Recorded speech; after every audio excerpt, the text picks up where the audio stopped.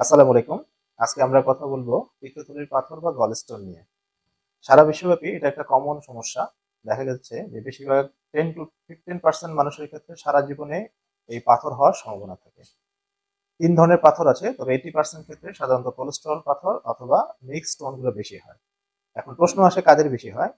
Common প্রচলিত একটা কথা আছে, ফিমেল, ফর্টি, ফেয়ার, ফার্টাইল এদের সাধারণত বেশি হয়। তবে কিছু কিছু যাদের ব্লাড ডিসঅর্ডার থাকে তাদের পিত্তথলির পাথর হতে পারে।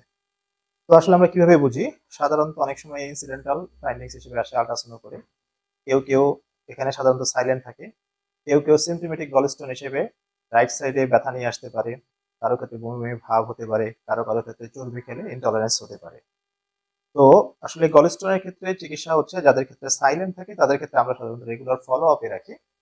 6 মাস থেকে 1 বছর পর পর তারা আল্ট্রাসাউন্ড করবে। কিন্তু যদি দেখা যায় যে আল্ট্রাসোনোগ্রামে স্টোনের সাইজ মোর দেন 3 সেন্টিমিটার অথবা অ্যাসোসিয়েটেড পিত্ত নালীতেও পাথর আছে অথবা তার সাথে পলিপ আছে যার সাইজ মোর দেন 1 সেন্টিমিটার, সেক্ষেত্রে আমরা প্রোফাইলেকটিক কোলেসিস্টেক্টমি করে থাকি। তবে বেশিরভাগ ক্ষেত্রে সাধারণত সিমপ্টমেটিক গলস্টোন ডিজিজ নিয়ে আসে, সেক্ষেত্রে চিকিৎসা হচ্ছে ল্যাপারোস্কোপিক কোলেসিস্টেক্টমি, এটা হচ্ছে স্ট্যান্ডার্ড।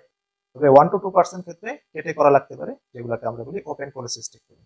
সাধারণত ব্যথা শুরু হওয়ার 5 থেকে 7 দিনের ভিতরে ল্যাপারোস্কোপিক কোলেসিস্টেক্টমি করাটা আইডিয়াল।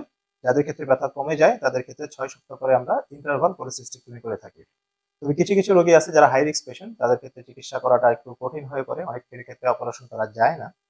তাদের ক্ষেত্রে আমরা কিছু ড্রাগ ট্রিটমেন্ট আছে যেগুলো কন্ট্রোভার্সিয়াল।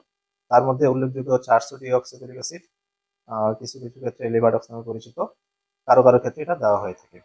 তবে সিমপ্টমেটিক গলস্টোন থেকে নানা ধরনের কমপ্লিকেশন হতে পারে। ভালো একজন সার্জনকে দেখে অপারেশন করে নেওয়াটাই আসলে সবচেয়ে বুদ্ধিমানের কাজ।